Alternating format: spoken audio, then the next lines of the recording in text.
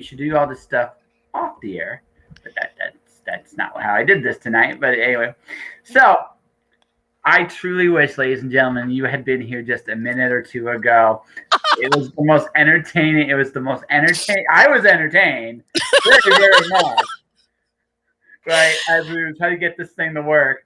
Like I honestly think like seriously, you have a career creating like video game sound effects deep down buried in you. And I'm not kidding. You're not kidding on that one. Oh gosh. Oh yeah, no, it's one of those things where I laughed so hard. I laughed. Yeah. I'm sure it was funny from your standpoint, but from mine, I'm like, what's the problem? And now I'm stuck with these things on and they're hot. So whatever. Yeah. So okay. So Lisa's got burning ears, legitimately burning ears. It's all good. I hope she must like me because she's willing to put up with this. So it's worth it. Yes. Hey Dory, how you doing? Yeah, I'm sure. Like, okay, so for whatever reason, when she first came on here, the first time she came on here, I couldn't hear her.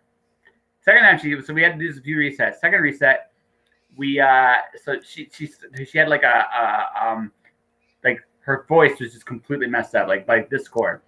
Third one was even worse, but that one was my personal favorite. It was the frog.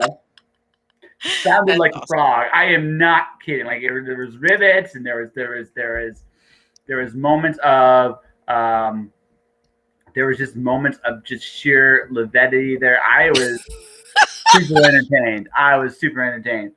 And then my favorite, my absolute favorite though is she got it to work. She took the headset off, and then she went completely silent. Yes. So this was, to get to this point, a journey. Very much so.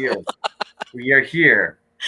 This is Lisa Marie Wood. Now, Lisa Marie Wood and I are working on kind of a top secret project. I'm one of her many minions in this project. She is the mastermind. She is the Dr. Claw to the Mad, and I am the Mad Agent. And if any of you get this reference, you are as old as I. Yes. Yes. That's awesome. Thanks, Jill. I do rock. I do try to rock anyway. And my guest. Where are you seeing these comments? How come I don't see any comments? It's on my Facebook page. Okay. All right. So Restream does not do. Restream and Facebook kind of have like an evil love-hate relationship. I'm okay with it because my goal is not Facebook, but Twitch. I like Twitch. Twitch is fun. Twitch is like for cool people and people like me. Well, there is the. And at the very least, I've amused you to no end, at least with my self-deprecating humor. It's going to be like this the whole time, I'm thinking, and I'm going to be cracking up. I think so, because I feel like, this is what I feel like with you. See, you remind me of another guest I had not too long ago. Just this, I caught on really early that self-deprecating humor is the journey to make you to the soul. So I'll probably get sillier and more self-deprecating as I go on, just because I mean, look at me. And voila, Doris Jones, Labors of Love, has joined on the other side. I see a chat over there. That's awesome. That is Twitch. So Twitch is an application. So, and I'll be talking about this down the line. I almost gave it all the secrets away right? But yes. But Twitch is a very fascinating medium in the sense that it's untapped, I think, for a lot of writers, and it's definitely something. Yes. Thank you. Yes. This is my Twitch debut. I've never been, at least I don't think I've ever been on Twitch. I never put myself on Twitch. So yeah. So there's a dancer named Twitch. I probably shouldn't have said it that way. That I put, let me rephrase that. Yeah, dancing on Twitch. Because I'm cool like that or something like I don't know. I'm making a lot of crap up right now because it's one of those things where I recognize the fact that with Twitch with like I'm looking at mediums in the future. Like for me, YouTube is a great device, but for me, I think YouTube's future role is going to be advertising what everybody's actually really doing. It's kind of like cable. Like cable television is kind of like was always this. Hey, listen, there's this really, really cool thing I want you to go buy, but I'm going to give you like the McDonald's version on cable. And that's exactly what cable was the McDonald's.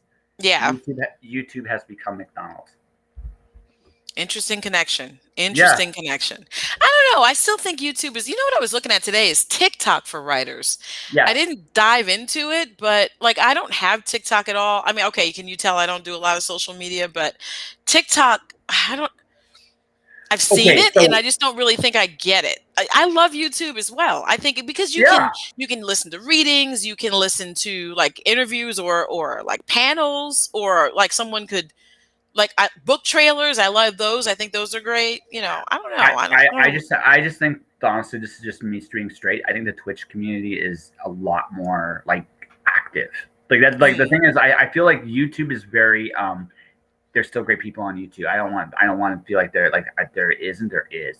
There are a lot of great things going on YouTube still, right? But in terms of like that sense of community, nothing beats Twitch. Not even mm. TikTok. Not Right? even what about Twitter? I would agree that there's no sense of community on YouTube. There's just a lot of stuff for you to watch, but then talking to anybody doesn't really happen. But on Twitter, what do you think about that? Seems like people talk there.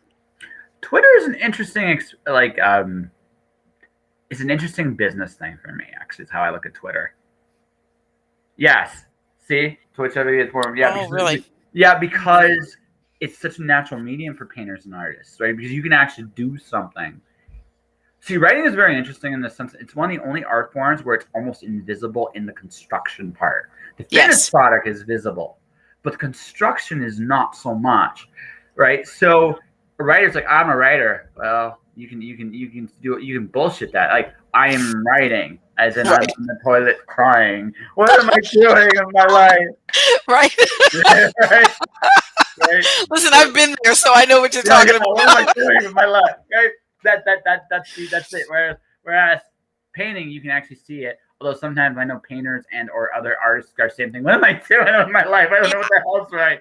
I think that's just the general position for all of us that consider ourselves creatives because there's moments where we're like, yes, I'm on this. I got it. And then there's other times when you're just like, what am I doing? I mean, this I'm is like, like the time suck of my life and I'm not getting anywhere. I think it's just reality for all of us. well, see, I'm gonna let you on a little secret. I never know what am I doing, and that is the whole of my secret. Is really the whole of my secret. No, I can honestly say that. Like I can honestly say that in like a great way, in the sense that everything I've done, every great thing I've done has been literally figuring out what are the chocolate chips in my cookie dough. Like literally, that's been and that sounds like a silly thing to say, but it's the truth, right? Hmm. It's not that I'm just smart enough to recognize when I do a good thing, and sometimes getting there, I really don't know how I got there. It's just like almost like a gift given to me, Hmm. and I think I think that's a skill set a lot of us I wish did more because honestly, and I say this with all love and respect, we I think miss so many opportunities just based on the fact that we literally do great things and we just don't notice them. Yeah. Oh, yeah, yeah. Yeah, I mean, I think a lot of times, I, okay, as far as I think artists like I'm talking about photographers and painters and those folks, they stop and see the flowers and smell the roses a lot more than writers do. We sort of sit in the dungeon and like you look up and it's days later and you're wondering, or hours later, I should say, and you're like, where I didn't even leave the room. And I think that in those hours when we're not looking at anything, something amazing just happened. Somebody heard about you and you didn't notice it, or somebody was walking by going, oh, that such and such writer lives there or is standing there or what, and you're like, I didn't even know that someone would know who I am. You know what I mean? And it's those moments that we miss because our head is down and we're focusing on creating the next thing. And it happens online, it happens in person, and I don't know like what the remedy is for that for authors. I think, like I said, painters and more, especially photographers, they get to go out in the world and take pictures of whatever they're seeing, so they're like actually engaging with people. Whereas writers are like, we're in a cubby, and No, it's no, like, so I have a great answer to this question. You want to mhm. hear my answer? Yes, of course. Pro wrestling. I Wait a found minute, I didn't expect that. so hear Am me I supposed out. to do it or watch it? I mean, what? No. So did you ever? So back in the old days, back in the old days. This is like when I was a kid. So this I is was about to say when ancient I was times. a kid. Thank you, but go ahead. Yeah, ancient times. How old do you think I am? By the way, just looking at me, Because I don't want to divulge my own age, but let's see. I think you might be 29. 39. You're not 39. Mm-hmm. Wow. I'm older than you though, so I don't want to tell you. Yeah, that's okay. You don't have to tell me. Like considerably older than you. Like not even playing. Yeah, So I yeah, don't yeah, know. yeah. But I mean, I admit, I look, I just got this haircut. I look like damn, like so much younger with it. It's actually ridiculous. Right? You look like you're in your 20s. You don't look And 39 anything. yeah, Nothing like that. hey, I'm blessed with good genes. I look amazing, and I'm good with it. But anyways, that's right. So That's awesome. Okay. That should be the listen. clip you use for the like if you promote this anywhere, you should use that clip and just put it Yeah, out no, there. no. Hey, listen. I have that good balance of self-deprecation, but also, hey, look, push comes to shove, I gotta believe in myself. You gotta. And that's the pro wrestling part I was actually going to get to. So let's talk about that. Yes. So, did you ever watch the Macho Man Randy Savage? What? Who didn't? Okay. Let's keep going. Who didn't? Okay, Who so did you didn't? ever? So my favorite wrestling promo of all time is Cream of the Crop. He showed up with like a couple little coffee creamers, and Mean Gene Okerlund interviewed him. Okay. It's crazy. You can look this one up on YouTube. This is where YouTube is awesome. This is where I think YouTube is great. It's these cultural references in our time. But Macho Man Randy Savage says, where the cream rises to the top, brother. Ooh, yeah, right? And I cannot. Because I had step into a Slim Jim in my head because I can't not think that. I'm just You just him, brother. pulled out the Ooh, voice. yeah. Right? Oh my God, that's great. But here's the thing, right? He knew who he was, and he knew who he wasn't. And Yeah. he stepped. So he had okay. So pro wrestling, if you look at it from like just from the outside looking in, is the dumbest thing ever. You have guys dressed up in these most or in women too, dressed up in the most outlandish costumes in the world, acting like incredibly tough people, and to most of their credits, most of them are legitimately tough people. It's just but they're putting on a performance, right? Right. Sure. Right. Absolutely. Yes. What I think is hilarious is that we didn't realize it because because I told you I'm older than you, we didn't know. Like your generation might have come up and thought, "Oh, this is silly." We were like, "This is real, man." Oh yeah, this is real. But I'm going to tell you where it was real, and this is looking back. This is the benefit of hindsight, but I want to tell you where this was real, and this is what every writer should honestly take away from this going forward. It's he believed in who he was. He believed it. And he did it because his job, if you sit there and think about it, he was to get people to pay, to get out of the comfort of their chair, to come see him fake fight, for lack of a better, we're going to talk about it in the most ridiculous terms. Yeah. Fake fight somebody else. If he was the bad guy, he wanted to pay people to kick his ass. Mm-hmm. If he was the good guy, you wanted to pay to see him win. Mm-hmm. He's telling a story. Yeah. That's what he was doing. He was telling a story. But the thing is, he believed in the story because he believed in who he was. And when the Macho Man was on, you knew what he was saying on some level was the truth. Now, let's apply that to writing. Let's apply that actually to art. Let's apply it to anything. Here's the thing. We are in the business of making sales. Mm-hmm.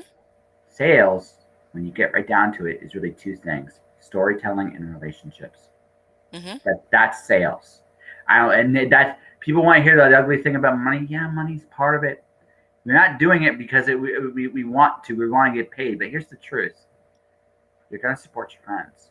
You're going to support people you believe in. You're going to support people you know. Right.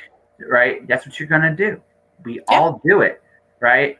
And the thing about that is, so when he was on television, he was the most blatantly and honestly himself. Yes, it was a character, but it was a character he could put it himself in, and he projected it in such a way that people believed it. And you laughed when I did my Macho Man impression because everybody knows. Looking back, he was one of the coolest, like popular pulp icons of all time. Period. He really was.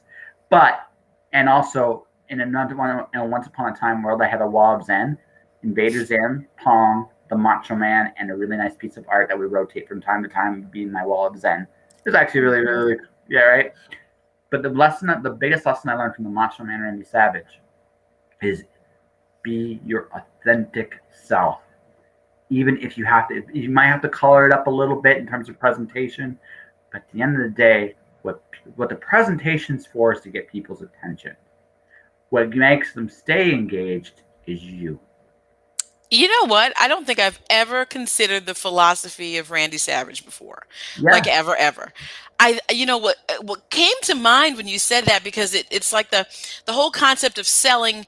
I hate the selling. The selling is, it yeah, just feels disingenuous. But when you think about the presenting yourself in a manner that intrigues others and pulls them in, you can go this Randy Savage route. But let's stay with wrestling and think about, and vintage wrestling.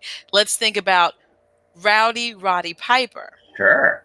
Apparently, a great happy-go-lucky guy who was like horrible, just bitter and loud and cursed every 5 seconds. Just the polar opposite of what he showed when he was on screen. And you loved to hate him so much that you tuned in every week because he pulled you in. But yes and no. That was Hmm. still an authentic part of who he was.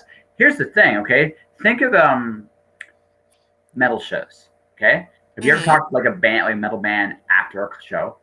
They No, are I haven't actually. they are actually some of the nicest, sweetest people you'll ever meet. Like I was honestly, fleeing the concert hall. The one it show that I went is to, I was trying to get the really hell out of Dodge okay, before we okay, got okay. trampled. So you talk to them right before the band. They get amped up and they get this performance and you get all. So being like we know this as writers, right? Like when we get to write a bad guy, we're having fun because we can say Yeah. and do and be, and these things are really inside us. Yeah, yeah, yeah. But they're inside us, but we're bringing them out in a constructive way. Piper did the same thing.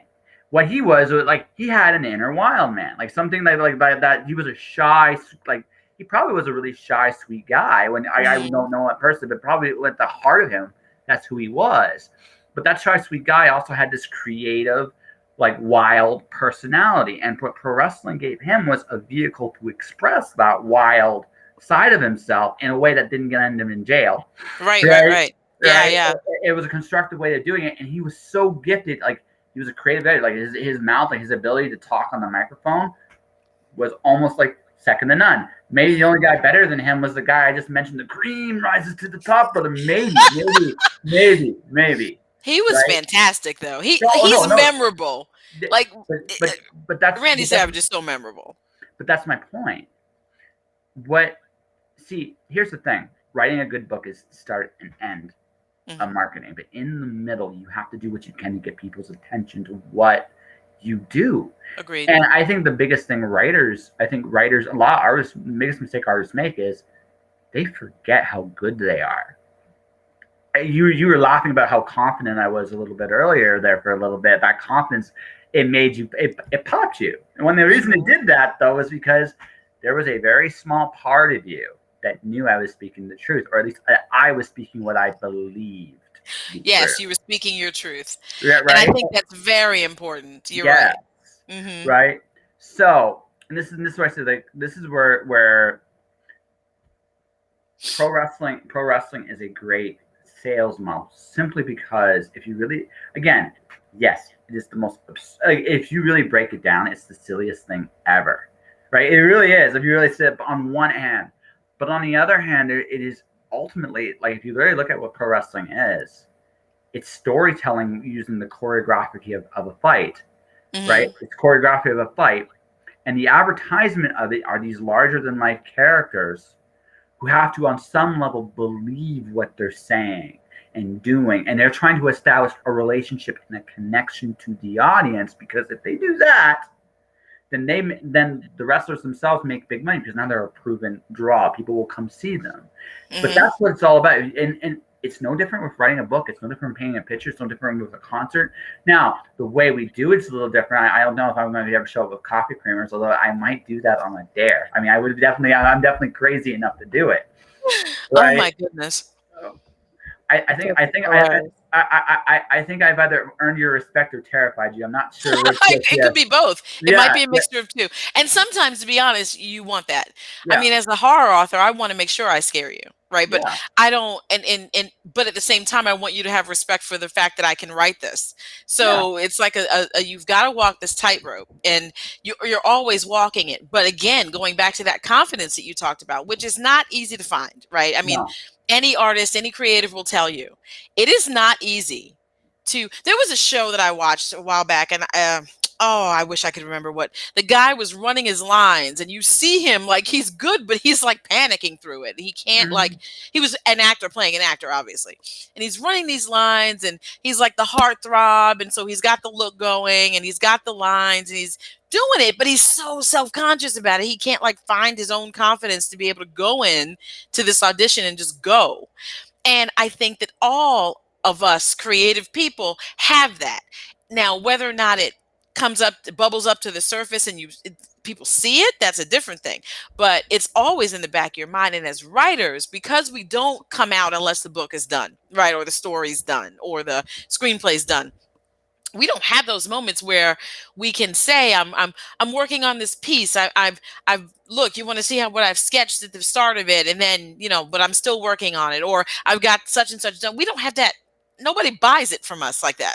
People don't believe that we're actually writing these words and have something coming out until it's tangible to them, and that confidence to share it.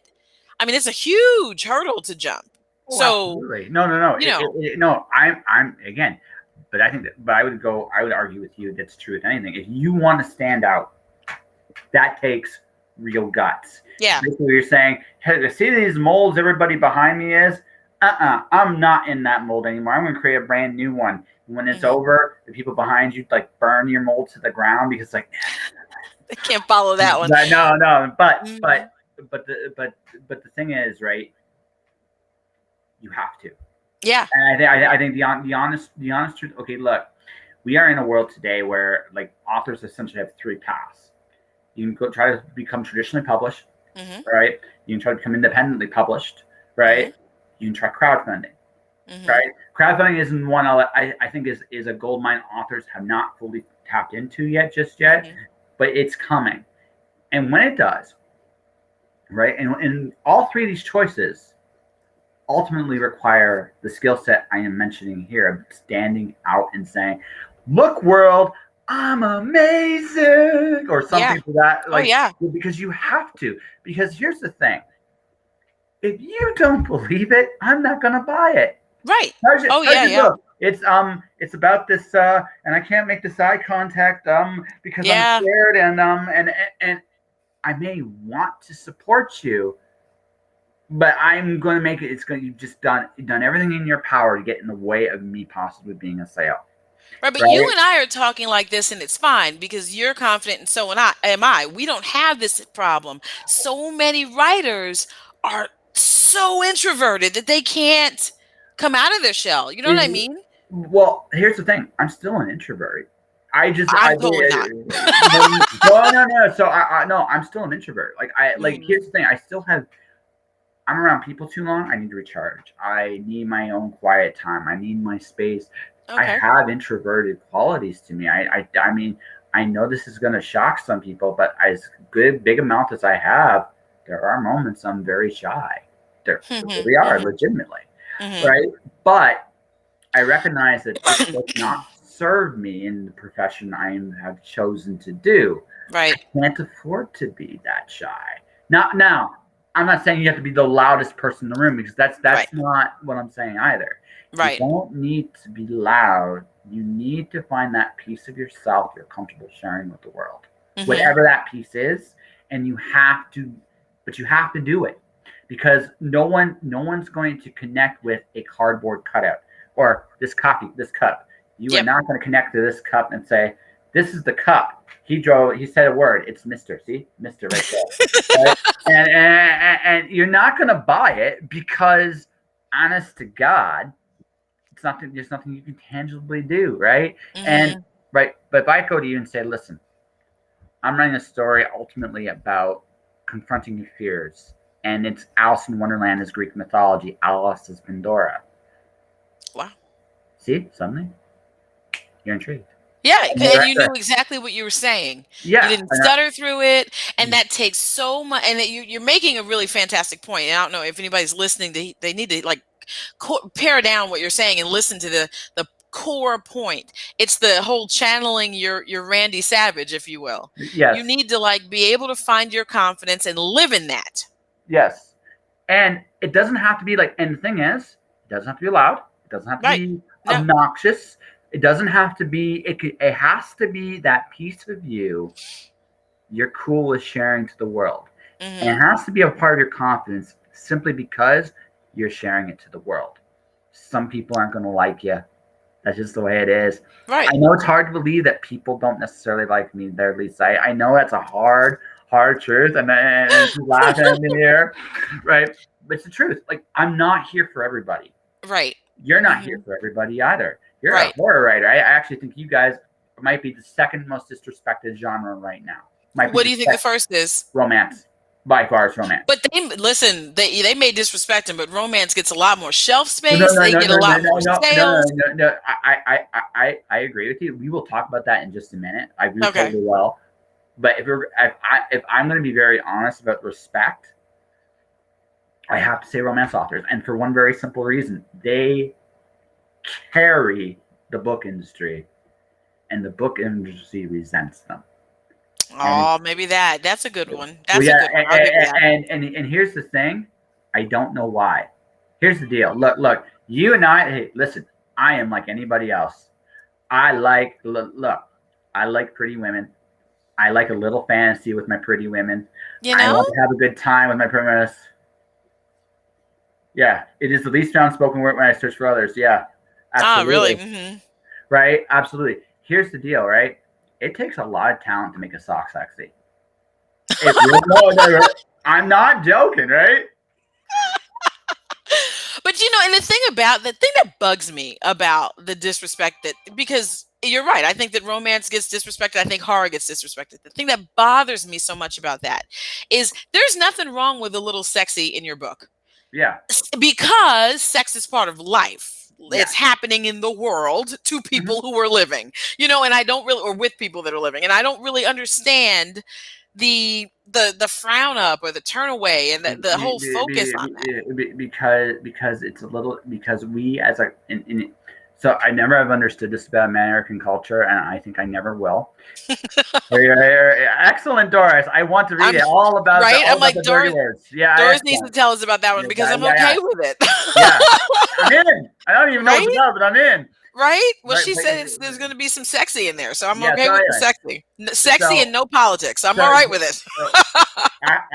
I'm okay with some politics, but we'll talk about that. What I'm okay with. It's not necessarily about Democrat, Republican. That I don't care. It doesn't matter. They don't know my name. It doesn't mean shit. So, but we'll talk later. So romance is number one because the book industry. This is non-emotional burlesque. Okay, fantastic. That's the title of the book. Okay, yeah. Please Doris. Keep us in contact with when this is coming out because really, I'm kind of interested already. Yeah. So she's coming on my show eventually, and that's gonna be fun. So that'll be nice. Cool.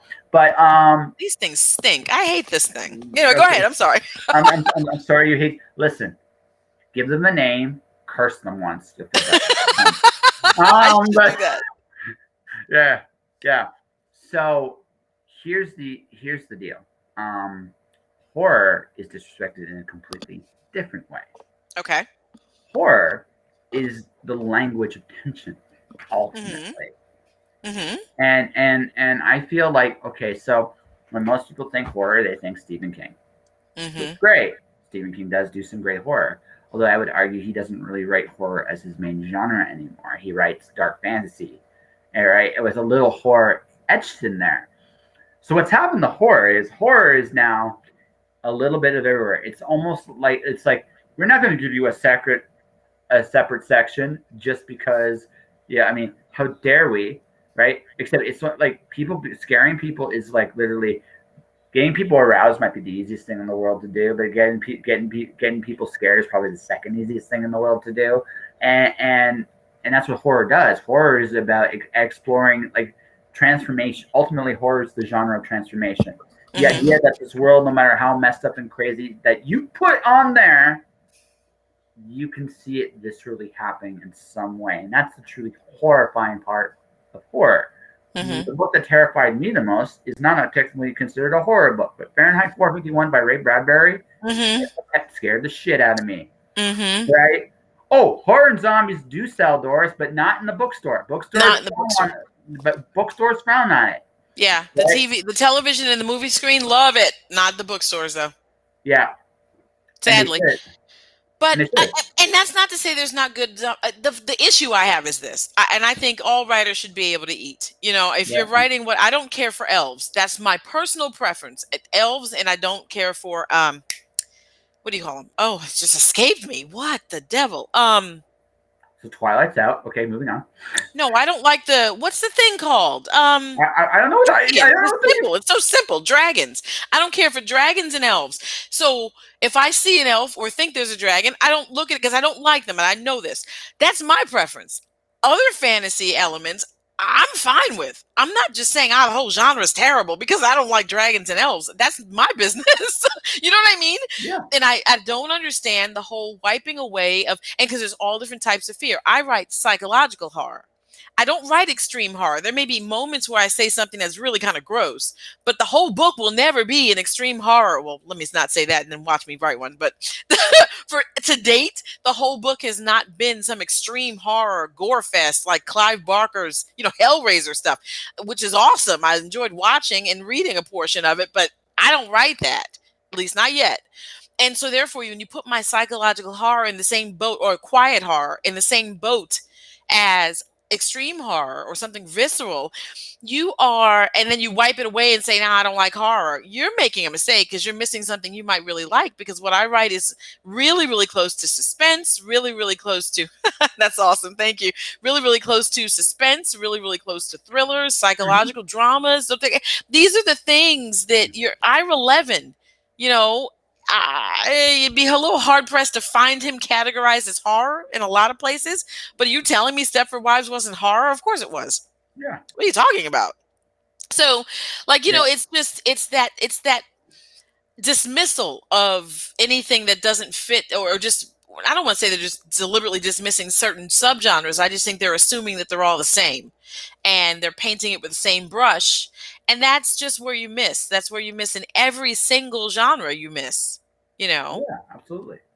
But So. I mean, but again, it's also just it's the nicheification of bookstores too. Oh, yeah. And actually, I don't think that's entirely a bad thing that it's going that way. But it's the reality of the situation is like publishing is become niche. Like I said, I mentioned traditional and indie. They're both respected. They're just not right. Indie has gotten a lot more respect in the last decade than before. Agreed. But the thing about it is but the authors are still treated a little differently, but it's almost like which club you belong to, right? In that kind of way. So niching isn't entirely a bad thing. I do think, however, that I think for the purposes of accounting, right? It's a lot. It's easier to eliminate nuance. Like, for example, right? Not all romance is hard romance. Not all of it. Some of it's very soft. Some of it's just a good old fashioned love story. It's all it is, right? There might be a thread of a nipple. Oh my God, boobies! Nope, out. Clutch the pearl. Clutch the pearls. Yes. So yeah. So I mean that's the world we live in. Like, that is literally the world we absolutely live in. We live in a world where where nuance isn't really a strong suit anymore. I blame the lack of critical thinking. I think that's been taught in the last 20 years, but nuance doesn't really exist anymore. Yeah. So and that's unfortunate, because honestly, Lisa Marie Wood's horror might be more akin to Alfred Hitchcock than, say, I can't remember the guy who wrote World War Z, but might be a little different that way, and probably should be respected a little bit more that way. And much like science fiction, a lot of literary fiction uses science fiction in a lot of their stories now, whether they admit it or not, but it's not technically in the science fiction section. What in speaking of nicheification, I'm expecting in probably next 10 years or so, a bookstore might not have a science fiction section, at least like you traditionally know it. I think you're going to see a fantasy section. Yeah. I think you're going to see a young adult section. I think in the young adult, science fiction is going to quietly find its home there, because young adult's cool. And I think science fiction did itself very little favors with the fact that, for the genre of the future, a lot of its practices seem very rooted in the past, and the irony of that is not Yeah. on me. But Hmm. it's one of those things where like bookstores are just niching out stuff, and what will happen is like yours like genre horror, which I do agree has been disrespected now, is just everywhere. You got if you're looking for horror in a bookstore, you're like, so I need to know the author's name because the author will like if I find the author, like I need to find Kelly Armstrong. Ooh, Hmm. Kelly Armstrong, she's here. Yeah, And we lost shelf space. We don't have a section anymore, yeah, and well, it's horrible. yeah, you do in some spots, but not everywhere anymore. Like Yeah. Barnes and Noble said, you're not cool. I don't know Hmm. why Barnes and Noble said you're not cool. Barnes and Noble is sometimes is a little. I want their drugs, so I too can understand, or maybe not understand. But that's neither here nor there. That's Well, just where we're at, right? there, So there was a point where Books a Million said we weren't cool, yeah, and but what at one point we were. Well, we're not cool now at all. They're not. We're not there. But at one point, Books a Million said anybody who's not Stephen King or Dean Koontz isn't cool. yes, And then now their section's gone and they're put in regular fiction. But here's something that doesn't always come up in every conversation. But think about this: the nichification you're talking about. So my psychological horror book could show up in the African American bookshelf, and yes, it doesn't belong there. I am no, African American, sure, but if you pick it up, you think that it might be because a lot of I don't know what to call it, drama fiction. I don't really know what the thing is called. Fiction that the is just about general fiction. general fiction. All right, Let's there we go. have Let's it. go. Let's go. General fiction. We'll keep it Just simple. call it that, I guess. I don't know. So, Yeah. but if you just think you're picking that up and you get my book, oh no, you no, that's not what you expected. Am I getting boobies and zombies in your books? You're getting both. Yes, absolutely, and maybe some blood from a psychological perspective, right? And so you are thrown off and surprised. But people like Octavia Butler, who she's writing science fiction and heavy science fiction, topics, but it was in the African American section. So therefore, if you were looking for a science fiction book when there was a section for science fiction, you didn't find her. Yeah. That's a humongous mistake. N.K. And N.K. yeah, Jemison's another one that yep, gets mislabeled sometimes, and she's yep, great. yeah. And and it's too bad because I know this just from the fact that I'm reading.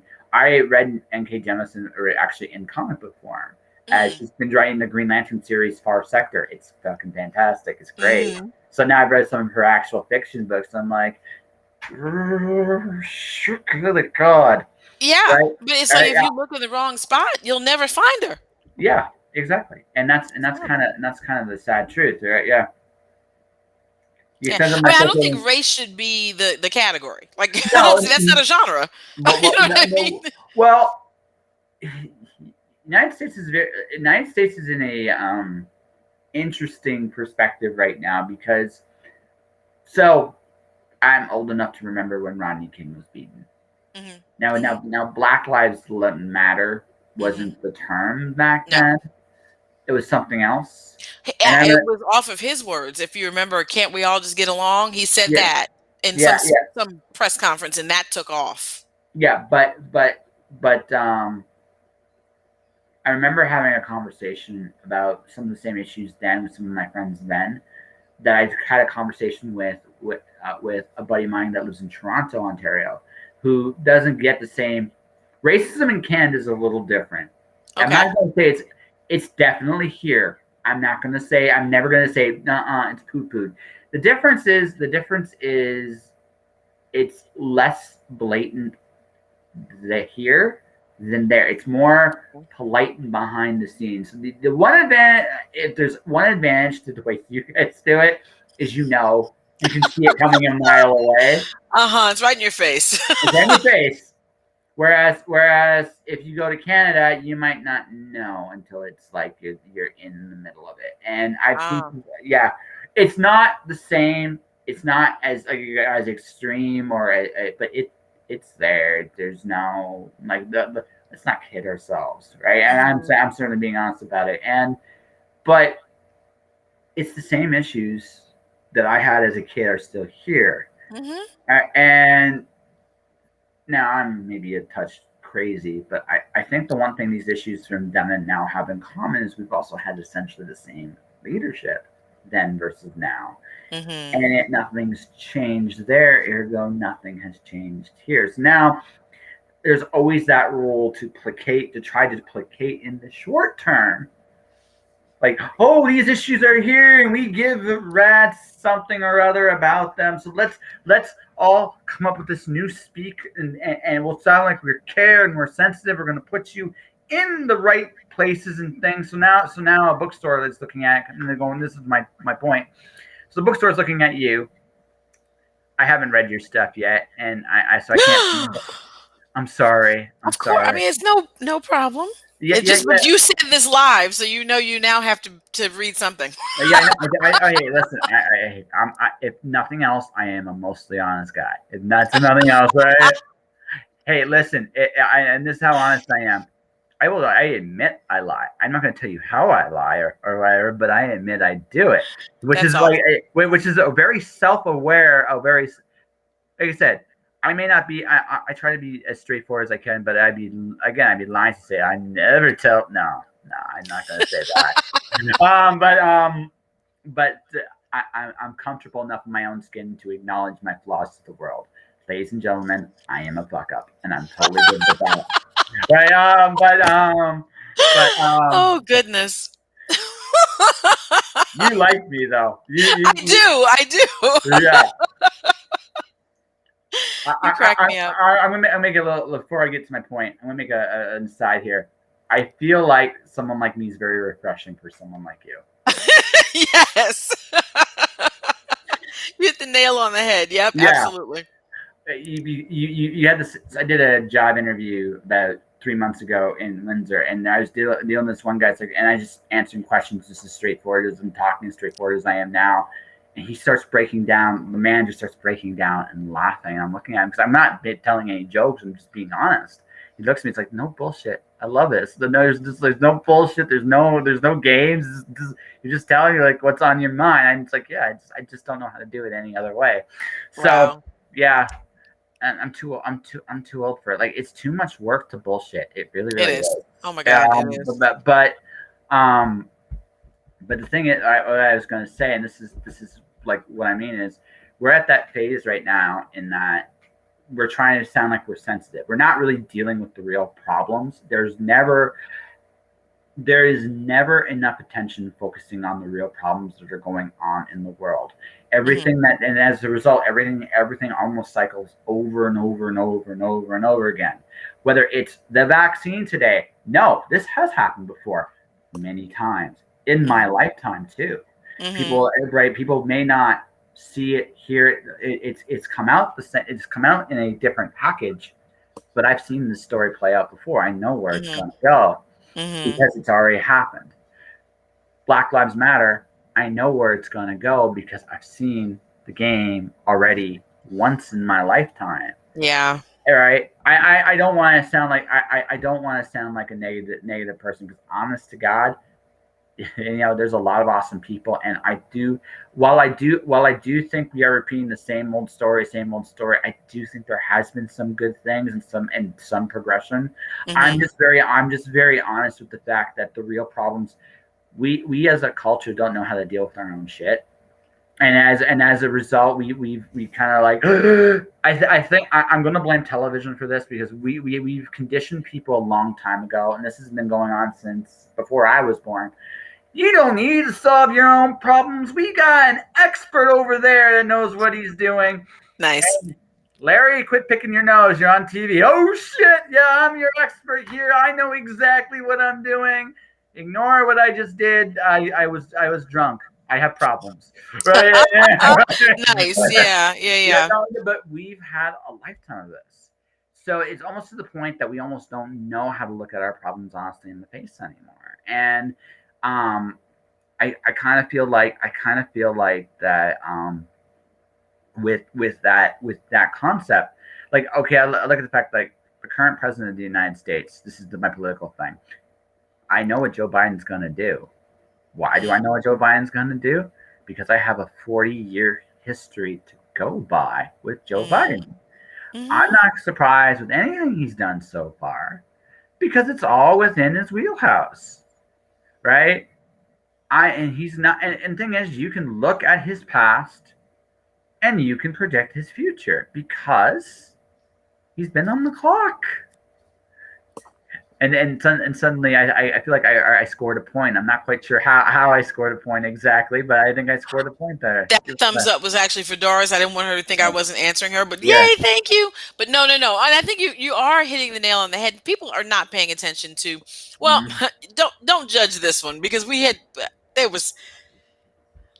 I'm going to say this. I think that people don't necessarily look and see the history and look at people just like when you think about in life in our personal lives, someone's telling you something with their actions, with their responses, with the way that they respond to you, the behaviors that they exhibit, and we don't always want to hear that truth. We always want to think that no, that's not what they meant, or this is blah blah blah.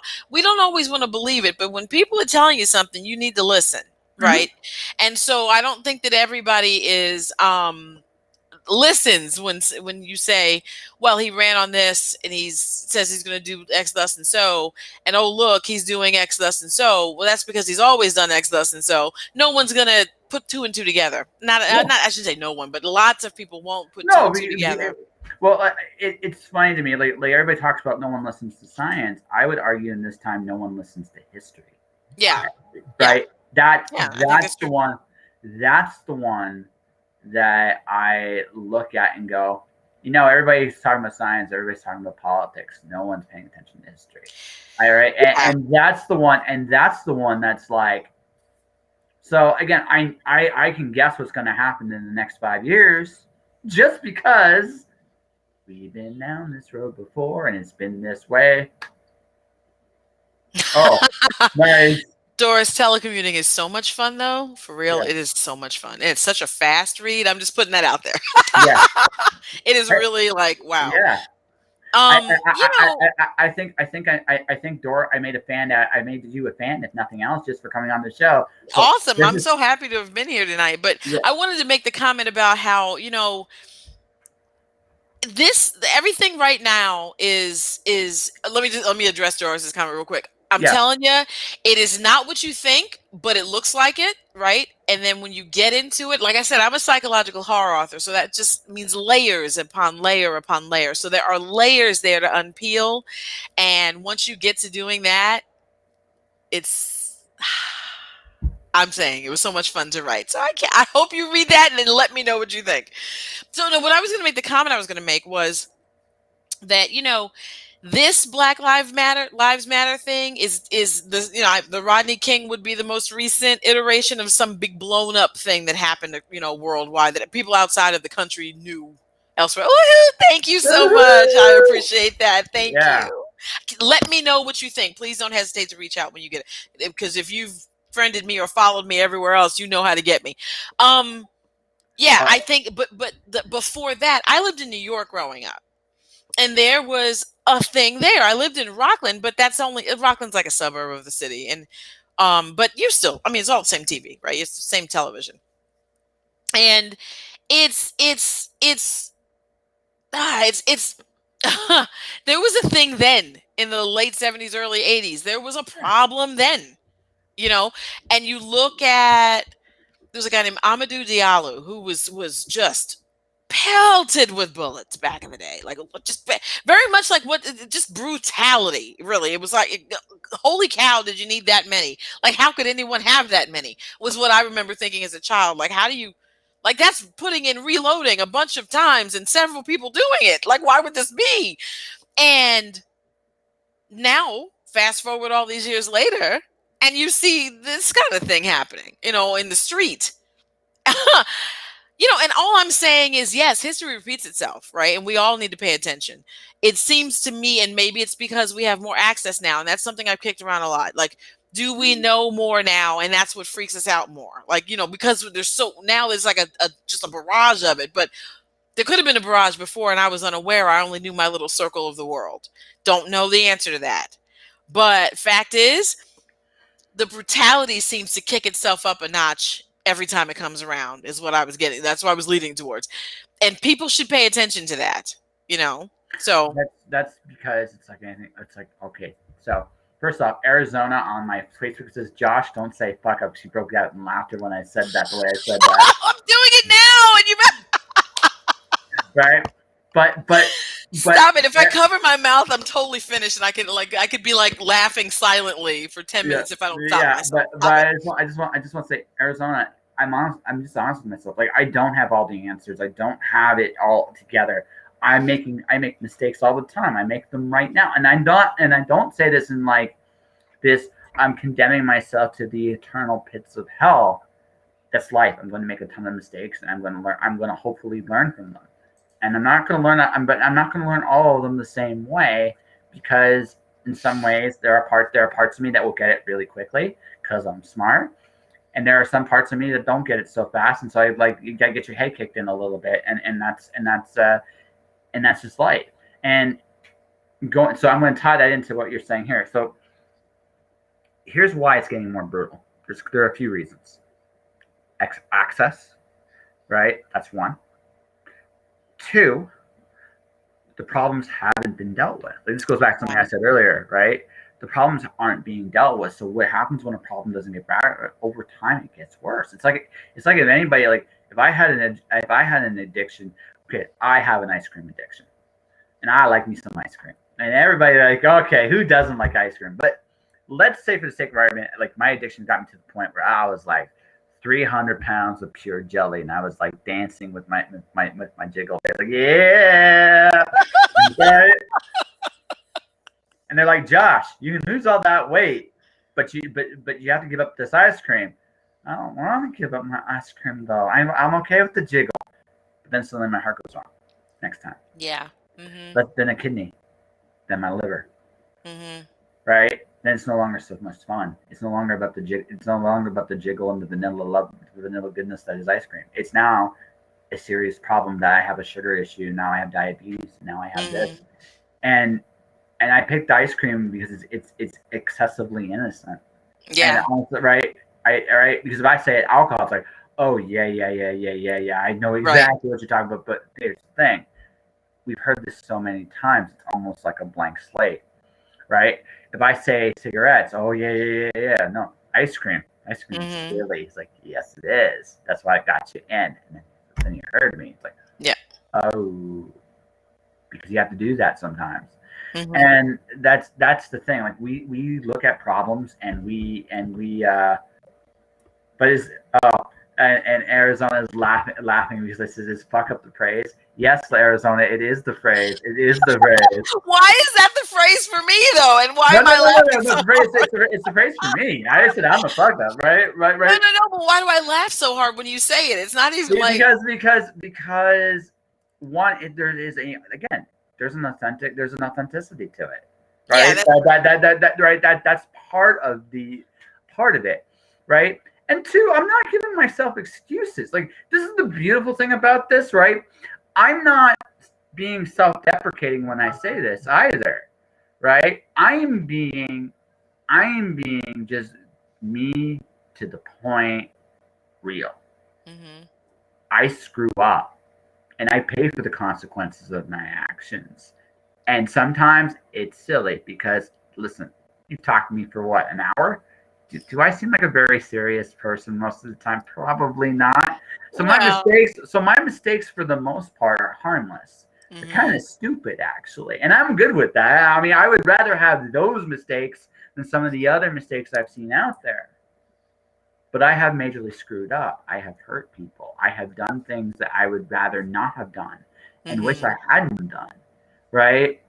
I've learned, right? And that's and that is just, so when I say fuck up, yeah, it's funny. Yeah, and it's meant in a very, she's trying not to laugh. This is so great. I held it in.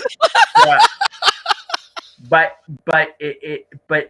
because it's, I'm not trying to sugarcoat. Woohoo! I got to say a book sale today. Yay! Happy dance. Hey, that's a digital high five, Lisa. We both got some. Yeah. Woo! Thank but you but so much. That I really appreciate it. yeah. No, I bring all this. It is the right word though for this reason and only this reason. Yeah. I hope you like it, Doris. I hope you like it because I got an announcement June 15th about that too. But yeah.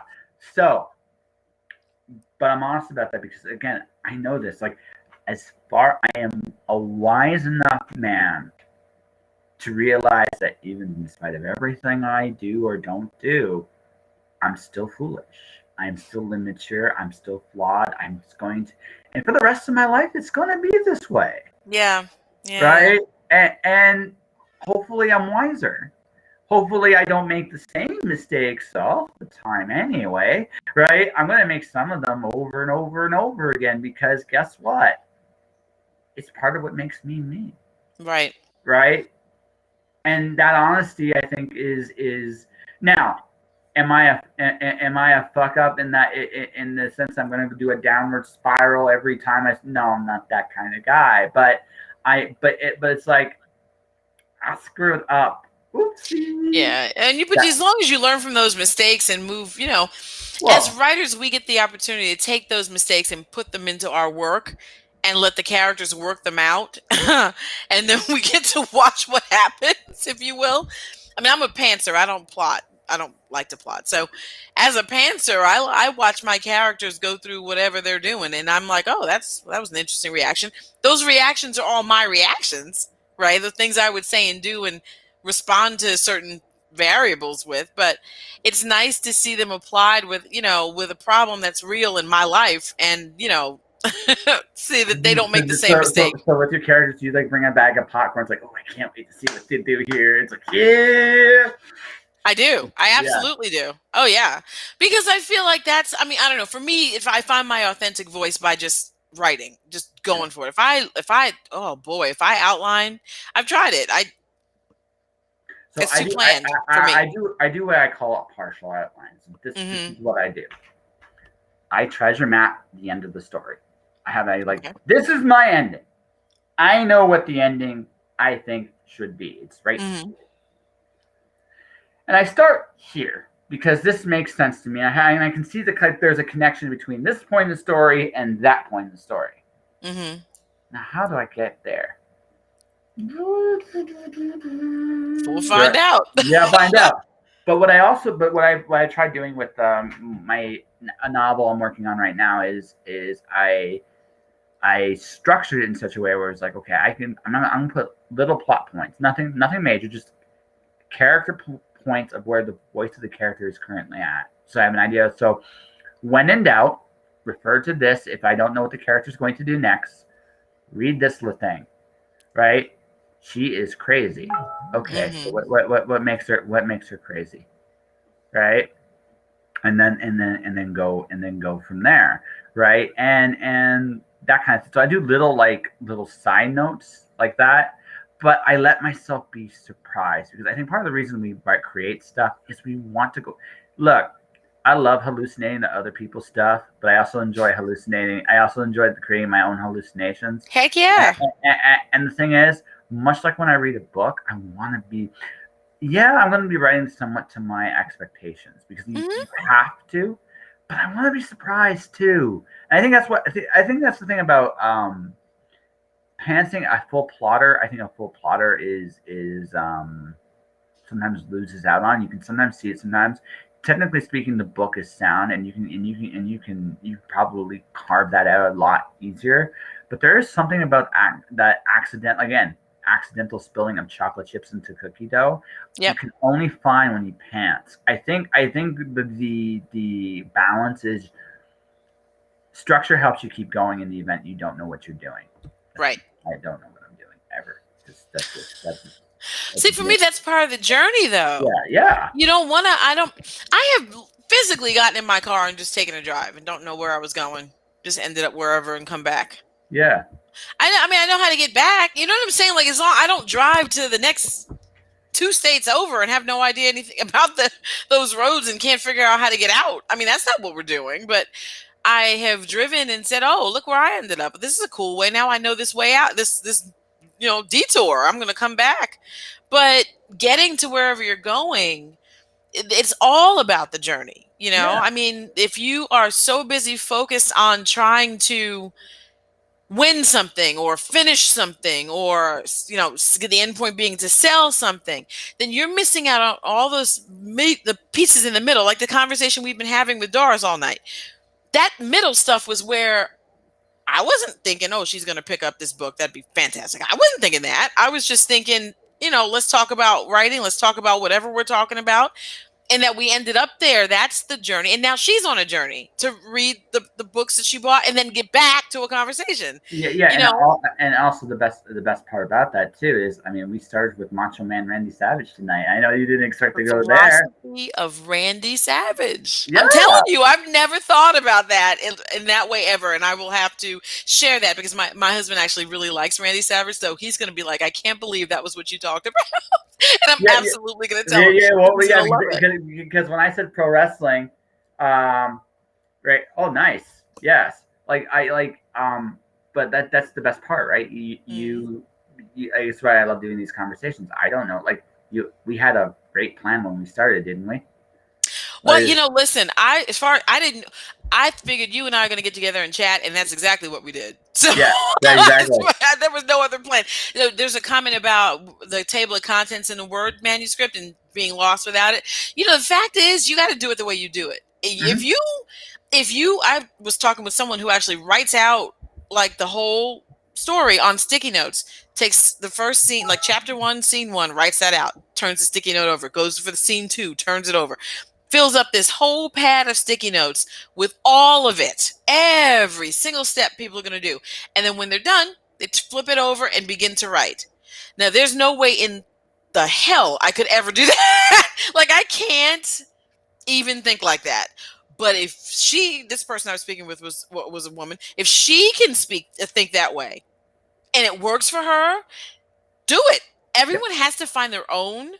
You have to find your own process, and that process is your process. There's nothing wrong with it. There's no right or wrong to it. We're not in school getting grades in high school and having to turn in an outline and you're getting graded on the outline. That's over for most of us, right? So we don't have to worry about that anymore. Now, if you're sitting down and writing your own piece of work, you do it the way you write it. Mm-hmm. Exactly. So let's see here. Let's go to one more point. I think I mentioned this wisdom thing. Do you want to know what I think about today's time? And this is like a back in my day kind of moment here, right? I think knowledge-wise, we know more today than we've ever had.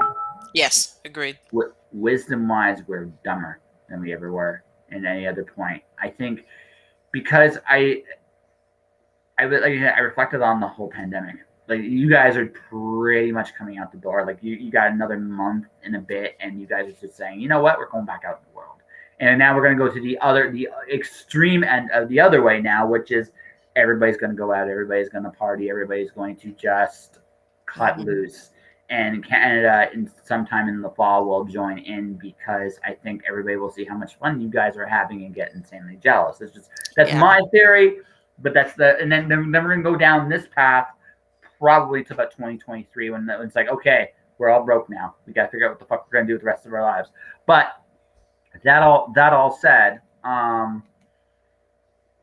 we're not wise, and the reason I say that is because the one real. I talked about this a little bit yesterday's conversation with my guest then, is that we do not have the ability to listen to each other very well anymore. We have been taught this very binary, and this is maybe social media, might be television, this might be all those things, but I recognize just a simple fact that we generally aren't kind to each other. Mm-hmm. And we lost that. We've stopped doing that. I did something as a little thing in the last few weeks. Is I've been doing 1-minute audio messages to people about why I appreciate them.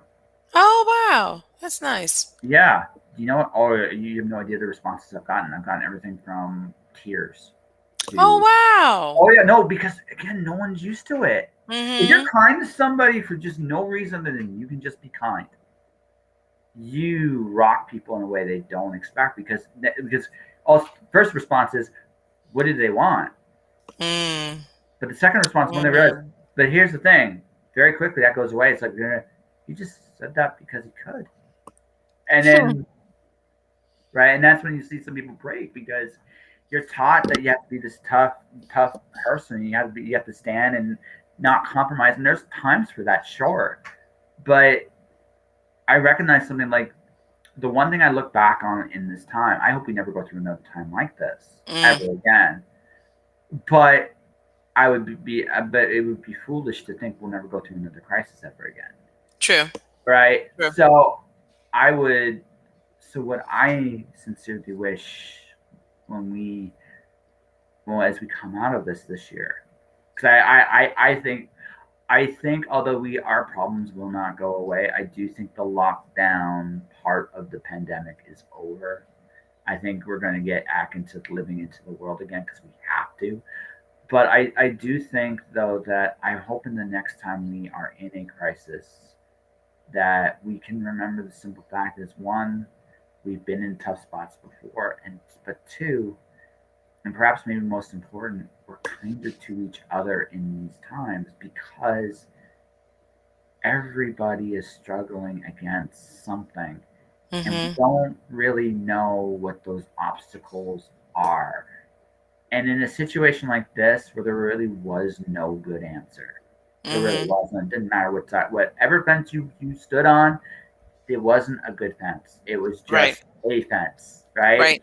If Mhm. you thought that people didn't trust in the science, you weren't probably paying attention to what people had to do to survive. If you thought people were sheeple, then they're just doing what the government tells them. You're probably not paying attention to the fact that some people lost some loved ones to this, right? Yes. Right? Mhm. You probably there's an emotional disconnect somewhere in your circuitry, no matter which side you looked at. So I'm hoping next time, this is my sincere hope, is that um, we're kinder. We don't look at, okay, maybe we disagree. Listen, you might like chocolate ice cream. I might like vanilla ice cream. There's nothing wrong. There's nothing wrong with that. Yeah. Right? And also, while I may not understand where you're coming from in this moment in time, I'm just gonna have to trust in the fact that I'm not gonna listen to someone saying, "Well, people were good." No, I'm not gonna do that. That's just gonna force me to fight you. I'm not gonna do that. What I'm gonna do instead is I'm just not. I'm just gonna look at the fact that I don't know where you're at. I don't know what you're doing. I don't know what your struggles are. I'm just gonna wish you well and trust that you'll figure it out. And that's all. That's what I tried to do this whole pandemic. For the most part, I think I succeeded. For the most part, there were moments. I think everybody had them, but but that's what I hope for is that we are the next time we are in tough times, we don't try to fight each other. Sometimes life's just unfair. Right. Right. I don't know that everyone did that well. I think No, that there were some struggles that came up that they just didn't need to be. you well, know. that's yeah, that's kind of how I It, see it. and it just the struggles were born of fear, and I get it. I totally get it.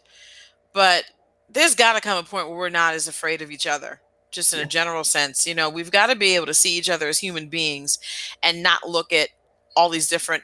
And I'm not even speaking of the Black Lives Matter portion of this whole, because it No, was the no, same no, time no, period. no, no, no, no, no. No, there's This is other, and just the fear that people are now walking around with, or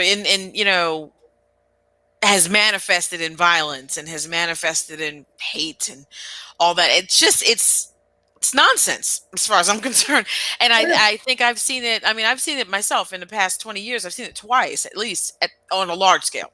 Mhm. And I don't get it. I don't know why that's the way we go. I don't know why that's our default. But I also would hope that it can be different. But I don't know. I have a theory behind that. But like I said, this is why I say like today we're not so wise. Yeah. Knowledgeable, yes, but wise, Yeah. right? But I have a theory, and I mentioned this one yesterday too, and it's this: it's easier for me to make you a bad guy than to solve a problem. Hmm? It's Oh, so easier. you have a scapegoat. There's someone to blame. As long as we can find a person to blame, then you feel better about everything, even if nothing is solved whatsoever. Well, You yes, know. it's a simpler world. Hmm. If these people could stay inside, we'd be outside right now. I'm not so sure about that. And if these people could fight the government right now with us, we'd be even better. It's like I'm not so sure about that right now. Right, Right? exactly. And Yeah. I Right. wish that we could see the collective struggle as opposed to looking to find someone to blame, but I don't know that that's the way it went across the board.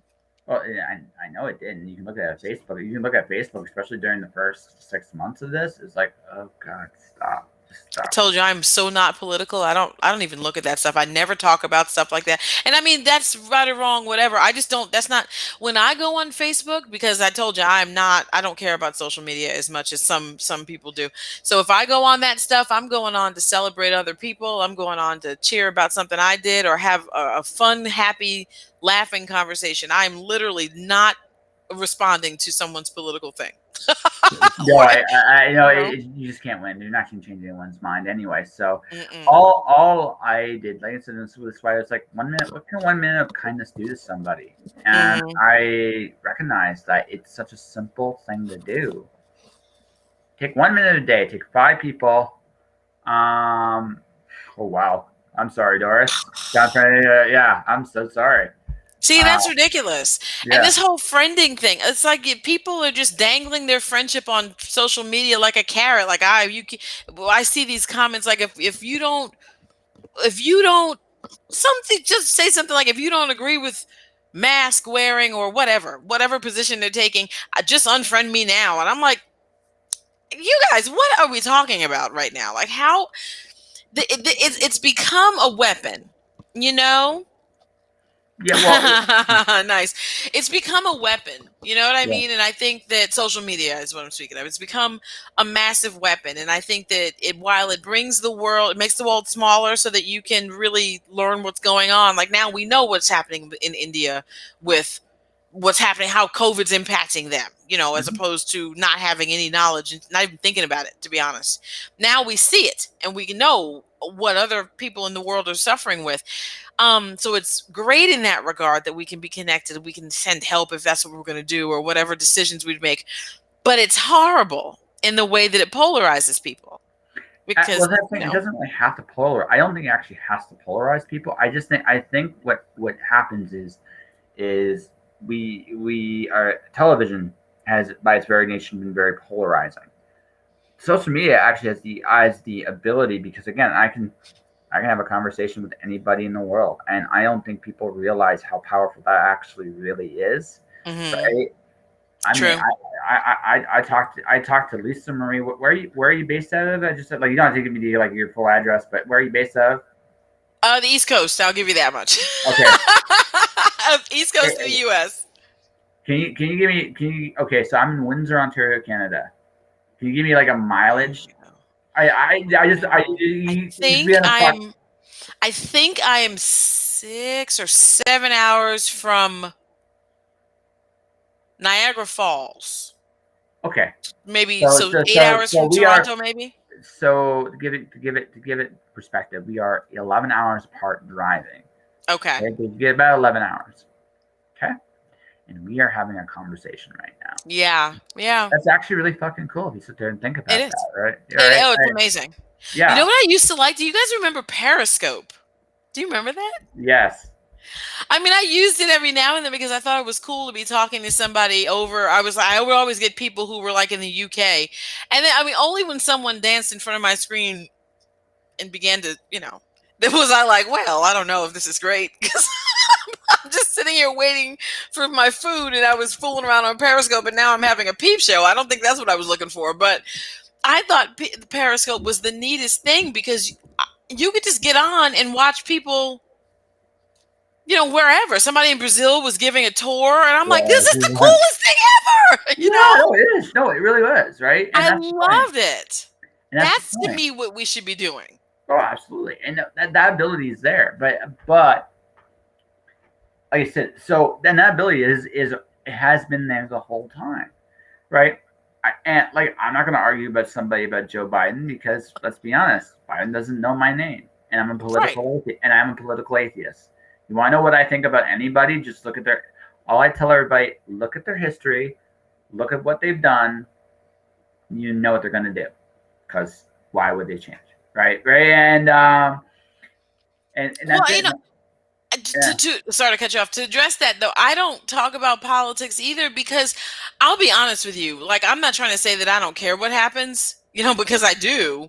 But that is one thing I care about that happens, and it's a thing that becomes such a polarizing conversation, like religion, that I just don't want to sit here and have this long. I don't want to spend the time and energy to either argue back or entertain a conversation that will go on and on and on and on. And I'm just like, ugh, I don't want to.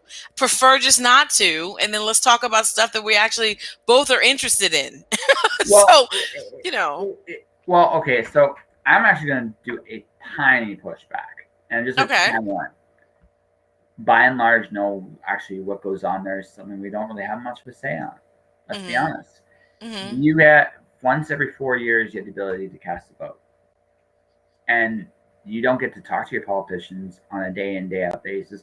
Ironically, the tools are there right now. We could actually do that if we really wanted to, but that's not something that's even been remotely considered by most people. Hey, listen, I'm talking to you right now on Twitch.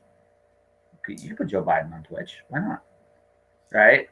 You could put any leader on Twitch. Could you imagine, like, seriously, lobbying at its core was about citizens going to their leaders about things that concern them.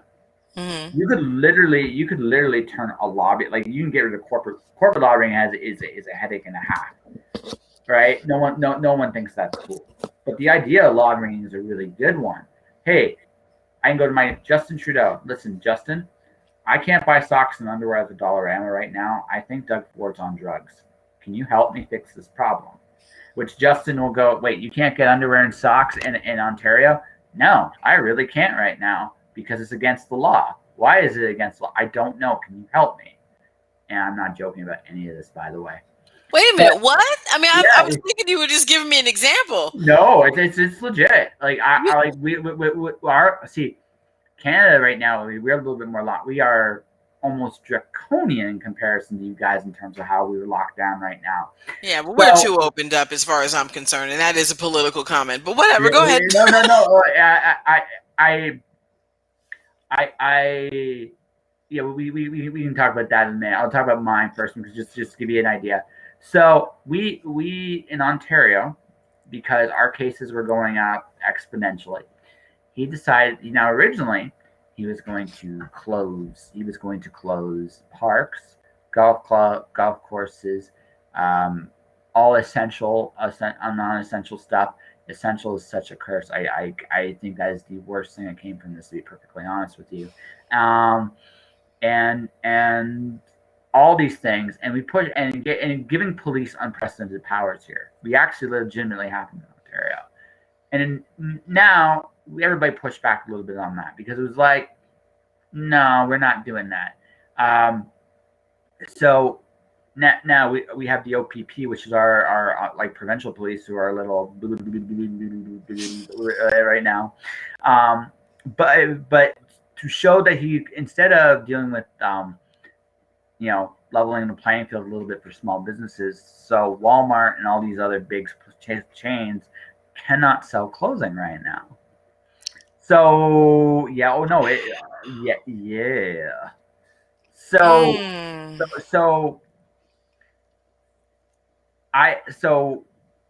you think I'm joking? I'm not. And wow. And this is the COVID therapy point portion of the show. So we're going to try to make this as quickly as possible. I think at this point, we're probably going to disagree on this. I actually think it is time for people to start going out into the world. My reasoning is twofold.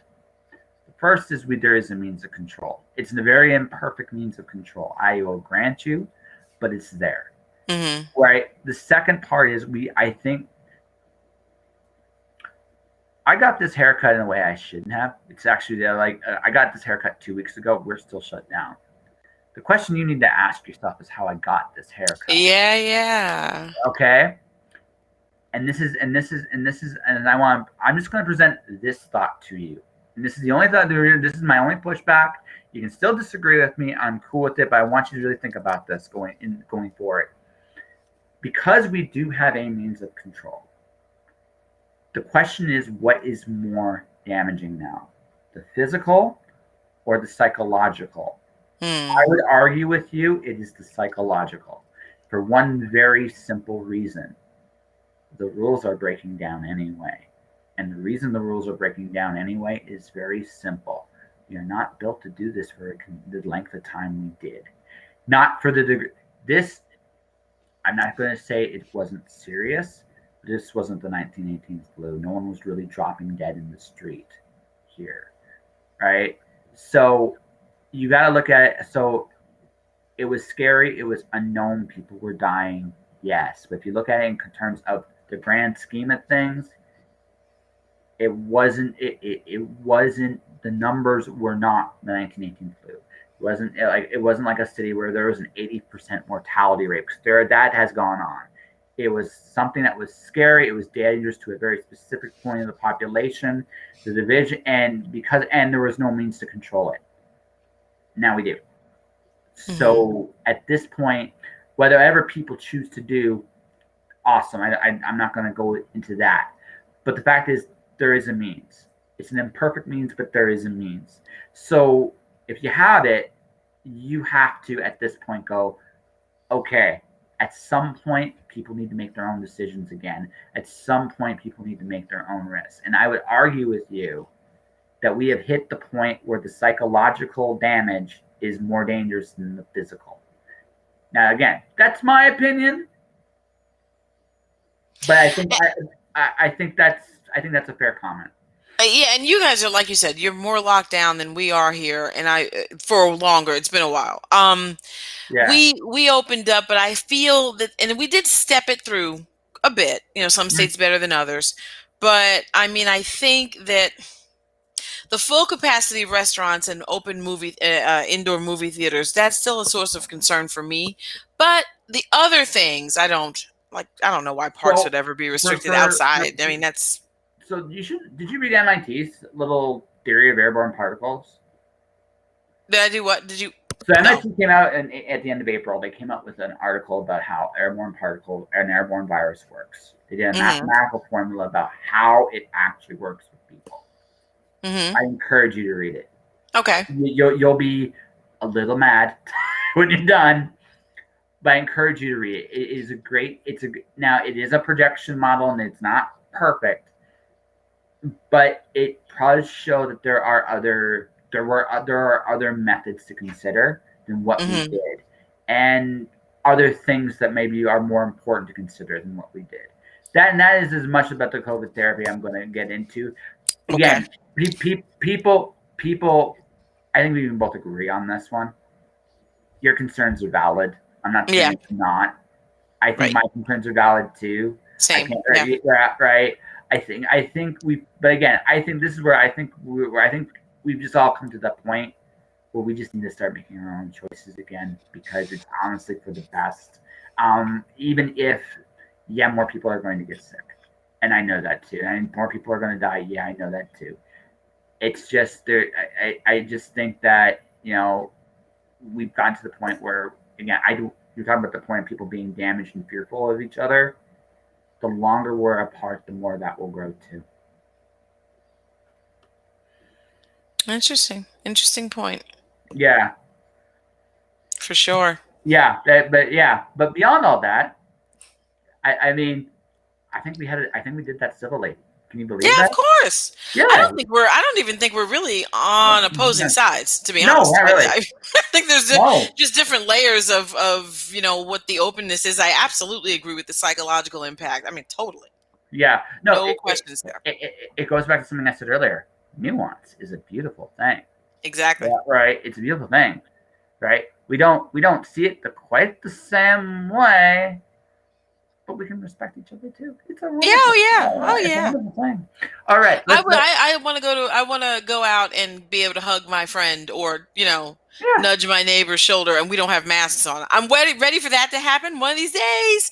That's not where we are yet, and In the That's end, that's fine. all any of us wants, to basically try and get back to what we had, what was normal before in terms of outgoing outside and being around people. Nobody, I don't like we were not a culture that wore masks. That was a new thing, a very new thing.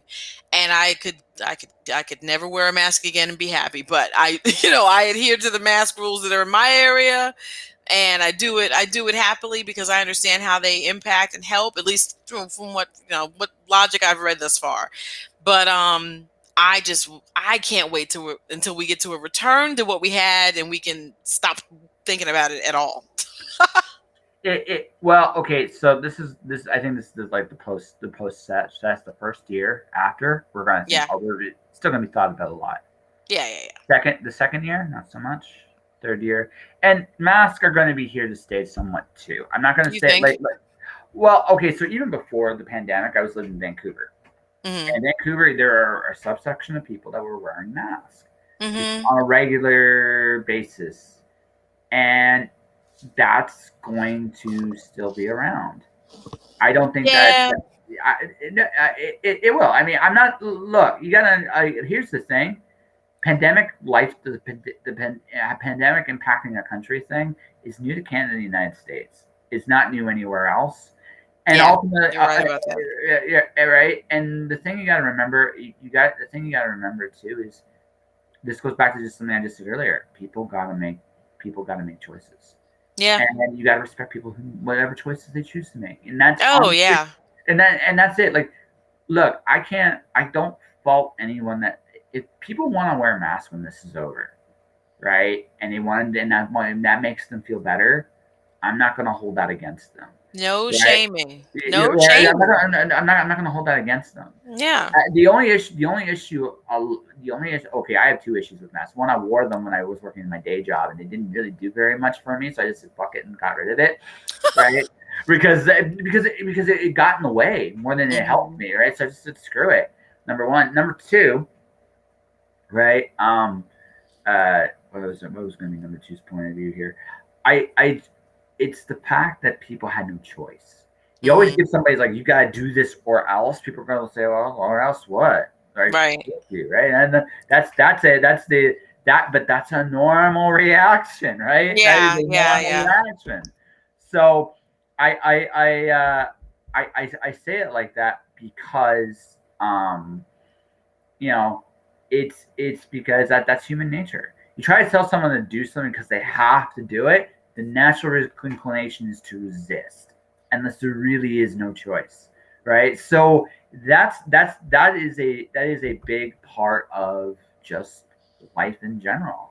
And so you eliminate the you have to do it, no one's gonna care because it's like, Yeah. okay, hey, you want to wear a mask? Cool. You want to wear scotch tape? Cool. You want to wear tinfoil? Hey, listen. You want to wear rainbow pants? Cool. I don't. Who fucking cares, right? Yeah. I'm too old. I just don't care. So Right. Exactly. I'm with that. yeah, yeah. So we gotta talk about your books at some point here, Miss Horror Writer, who feels she should get more respect and probably should, to be perfectly honest with you about it. I think the genre should get more respect. I just think in a general sense, it's not creativity is creativity, and everybody should be able to get the opportunity to write what they want to write. So, I think that there's something in horror fiction for most readers, and people don't realize that because they lump it into the one. But So yeah, So, so okay. So I'm gonna ask then probably my first question in the entire podcast. Are you ready? I'm ready. I'm ready. Are you okay? Deep breath. Why horror? Why horror? I was 5 when I started, so it's just I think I was born that way. I'll be honest, I I was really am. born this way. I was born that way.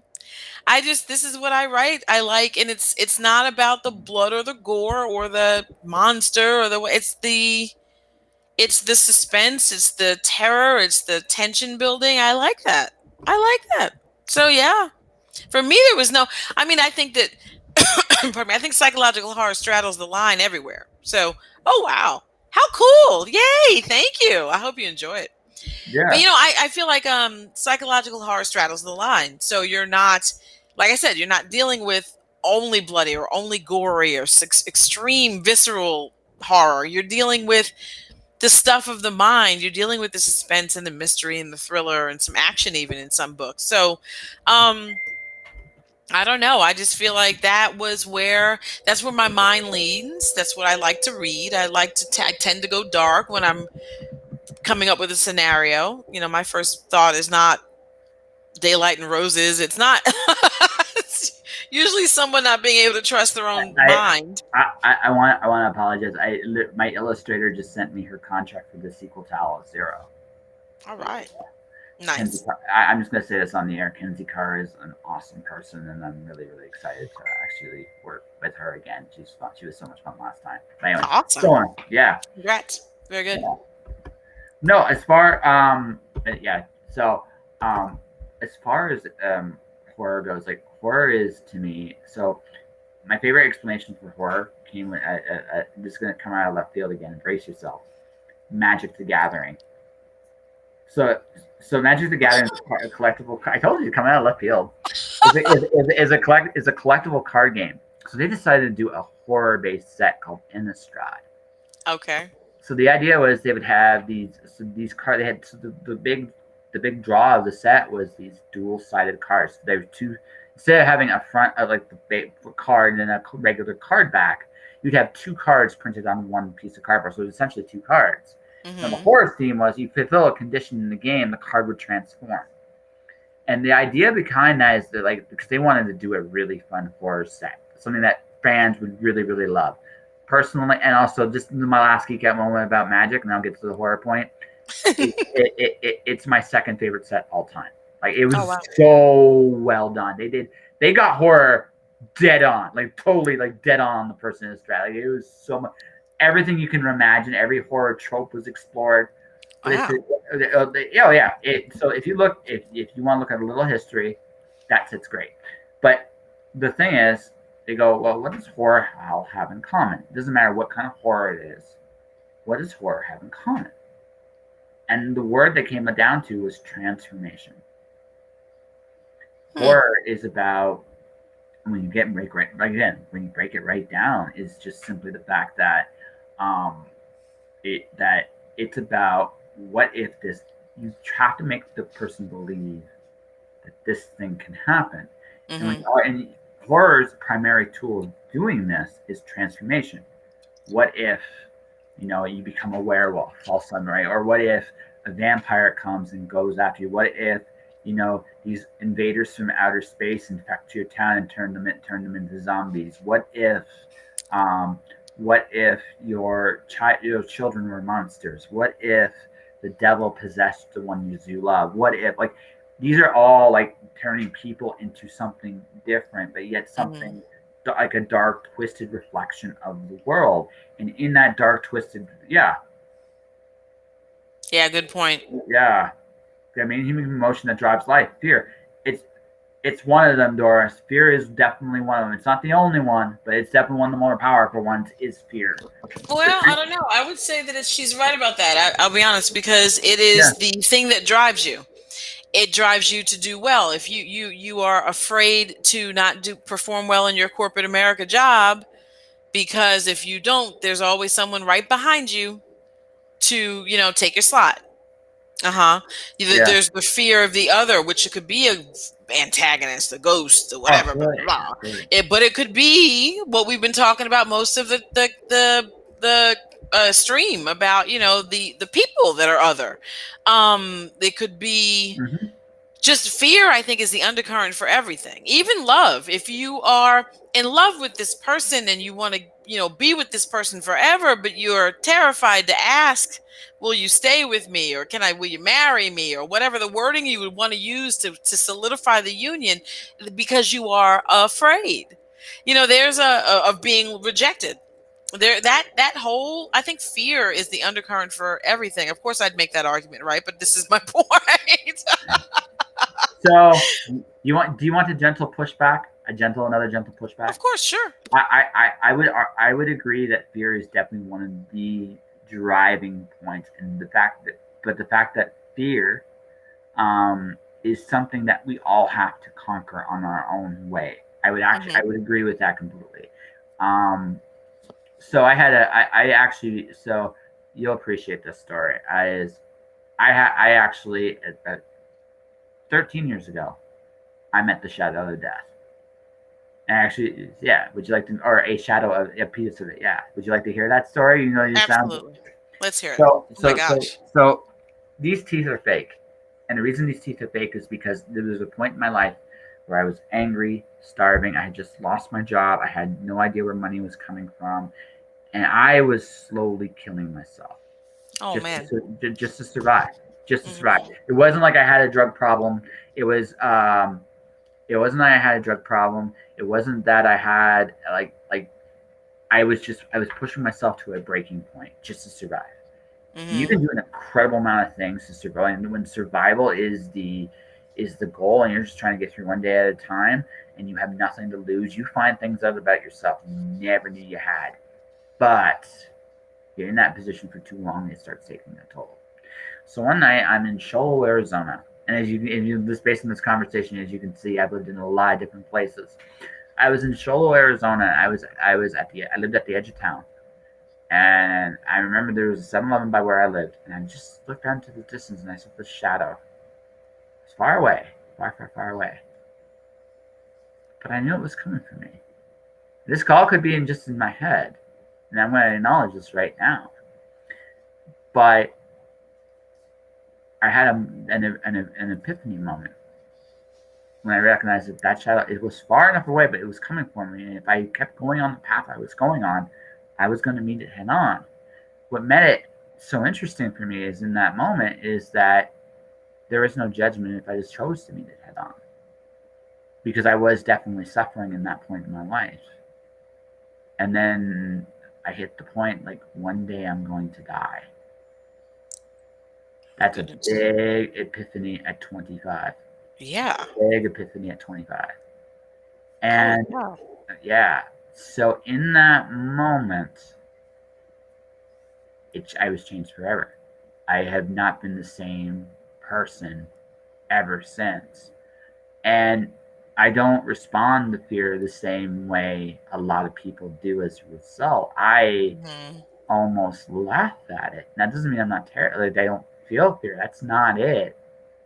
Right? That's not it. It's more the fact that that fear of rejection doesn't hit me the same way. Hmm. That fear of what if this happens? It doesn't hit because what's happened now. It doesn't freeze me. It liberates me because it can happen. I'm not seeking death. What I'm doing is I've acknowledged the possibility and I've accepted it. Hmm. And once you accept fear, it does not control you the same way anymore. What it does is it informs you and makes you aware of those moments that much more. Again, it's not that I don't feel fear. Quite the contrary. I do feel fear. But I don't, it can no longer rule me the same way. Hmm. I would argue that there's greed. Greed's another one, but there's also love. There's also anger.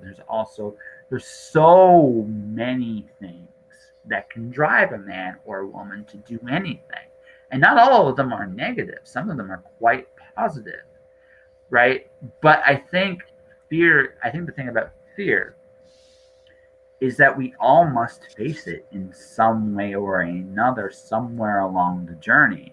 And for most people, fear is the ruler, right? Learning to overcome that fear and finding yourself in the process. If you can do that, you I mean, you there's not much in this world you can't do. Hmm. That's definitely true. Yeah. So I would definitely say it is one of the prime motivators. I'm not sure it's the motivator because as someone who's still very driven to do all the things he wants to do, I'm doing it because I know I have a limited amount of time in this world. Not because I am afraid. I'm not afraid I won't get to live those moments. What I want instead is to live these moments because I know I'm not supposed to be here forever. Mm-hmm. So if I don't do it, I will never experience it. And who will I be? There's only really one thing I truly fear at this point is that I will be the same person today always. No growth, no change, just this perfect stillness. I do not, because that truly is death. That is the only true way to die. So I would rather live.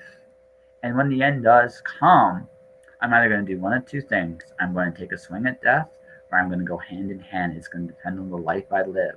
Either way, I'll still go to the other side, but I'm going to go on my terms. So philosophical. Oh my gosh. Yeah, That was fantastic. you like that? I did. I liked all of that. Yeah. That's why I think I terrify some people a little bit, because I am legitimately crazy in like the best way. I've literally been broken by some of the biggest and worst things in life. So you face your mortality at 25.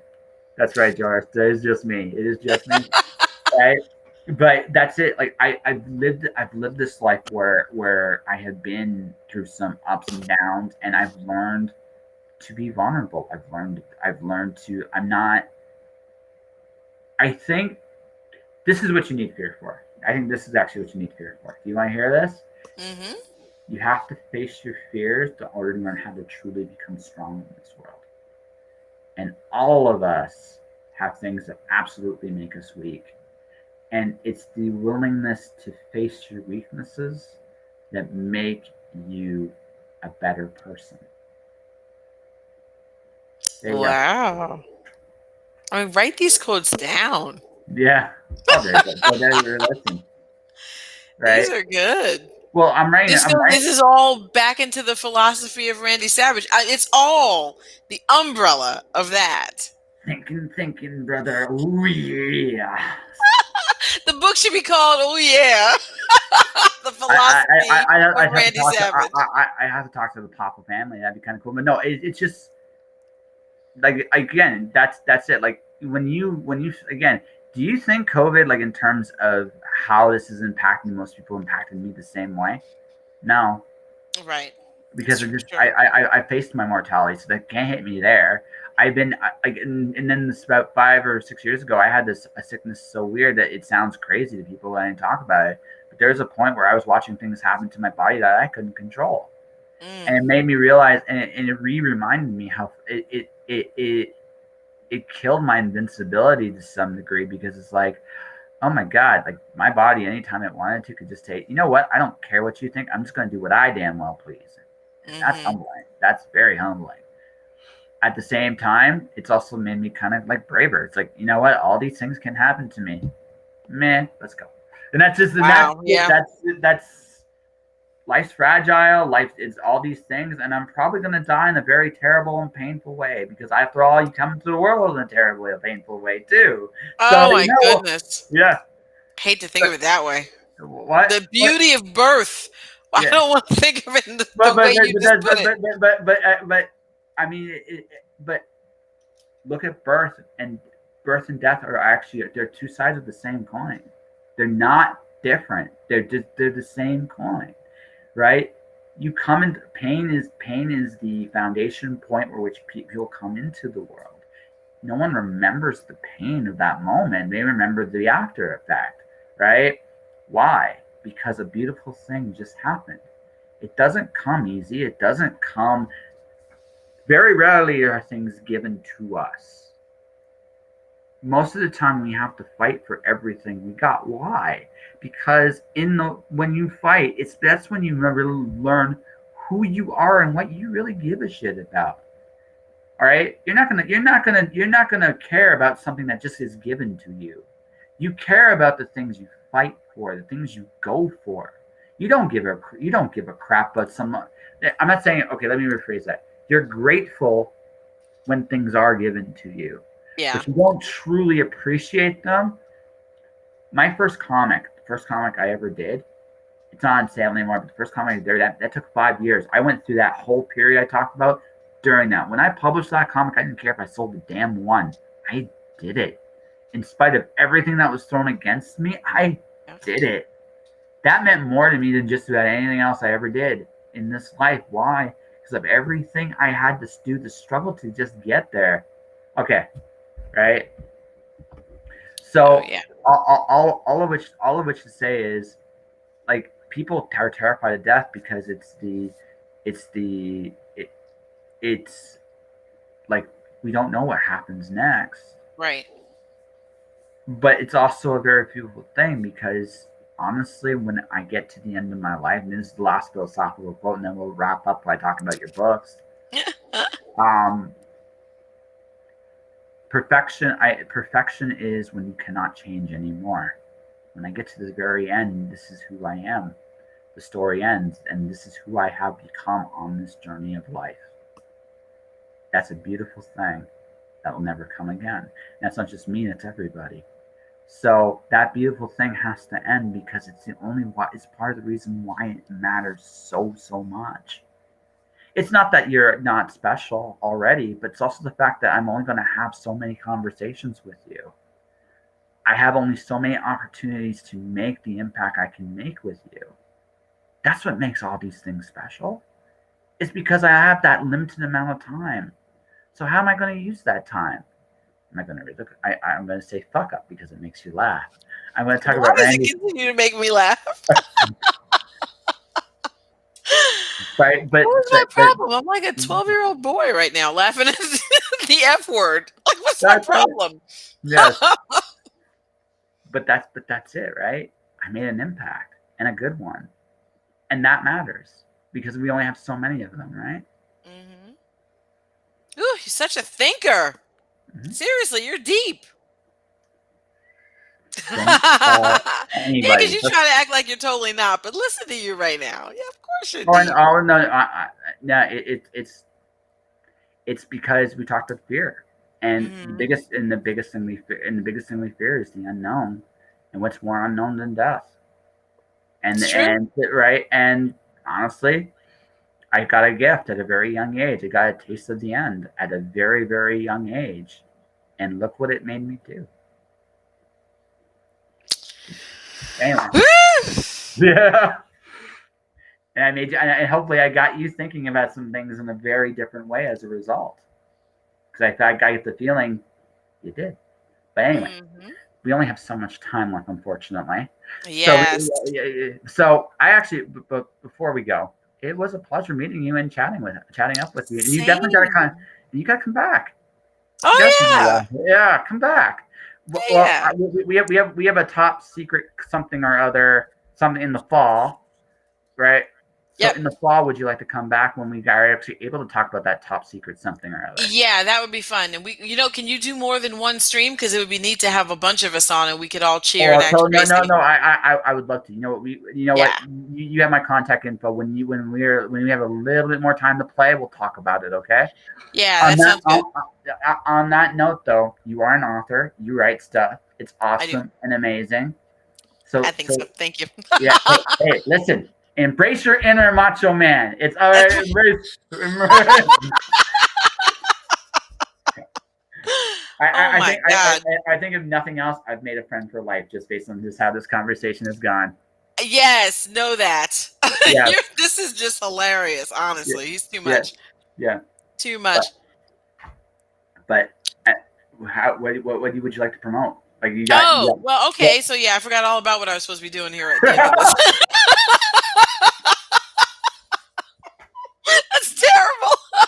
Well, it's That's good. I was great. having so much fun. That's great. That means I floored you a little bit with some of the things I talked about earlier. You did. My mind was a complete blank. I'm like, what are we saying? What? Okay. Well, so I write psychological horror. It's my name, but my pen name is Elmarie Wood. So you can go to elmariewood.com and find my stuff. Um, but if I wanted to tell you a little bit about my stuff, like I said, psychological horror, but that doesn't mean I shy away from any of the antagonists. So I have a, pardon me, I've had 2 releases in May, which is pretty neat. The Promise Keeper, right? Yeah, thank you. The Promise Keeper was actually a re-release of my second novel, and it's the one that I won the Golden Stake Award for, which is just kind of cool. It's like literally shaped like a steak. It has blood on the end too. It's really awesome. awesome. I love it. But and it's a vampire story, but it also is a period. Well, I don't know. I would just call it historical fiction. How about that?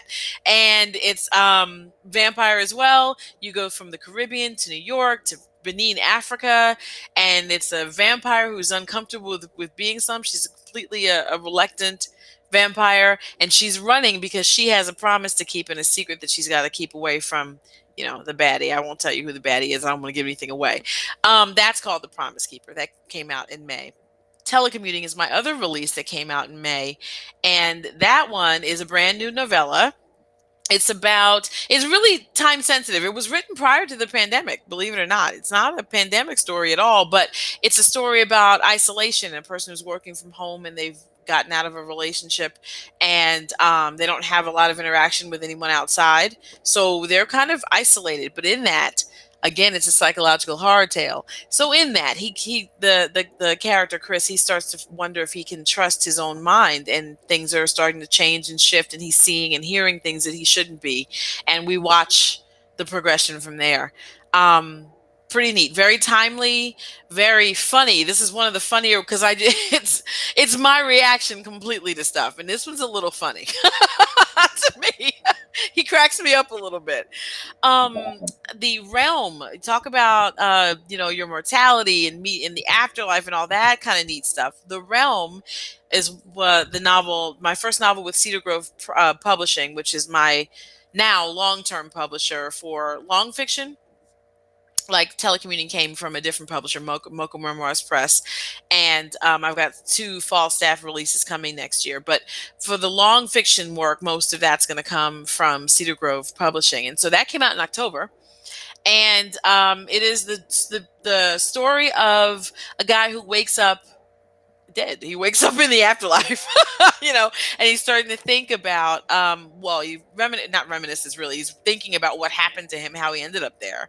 And as soon as he sort of gets his wits about him, he has got to start running for his afterlife, if you will. He's running for his life because there is a beast chasing him, and he doesn't understand why. He doesn't know why he should care about it, but it's clear that he should. And he runs, and he's along the way picking up all this information to try and figure out what the realm is, which is what the title of the book and the title of the location.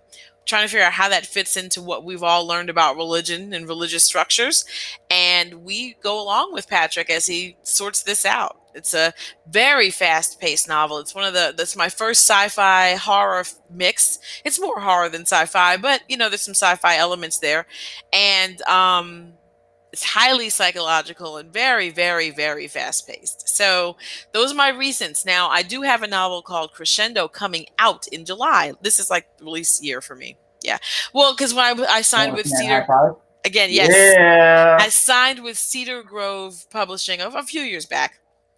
I had to wait. I was, when you sign with a publisher, you kind of wait in line for your turn to release, right? So, but they were interested enough in some of the work that I've done that they are, bringing all of my out of print work back to the limelight, which is just freaking fantastic. So, Crescendo is my first novel, and it is very complex, psychological, it's a beauty to me. It's just this guy, John, he cannot determine if he is really seeing these ghosts, if this house is truly haunted or if he has just literally lost it. And he might have lost it because he's having some psychological trauma in his waking daily life that he can identify. He knows what's going on in that, but he can't figure out if it's seeping into his dreams and just weirding him out, or if he's literally being haunted.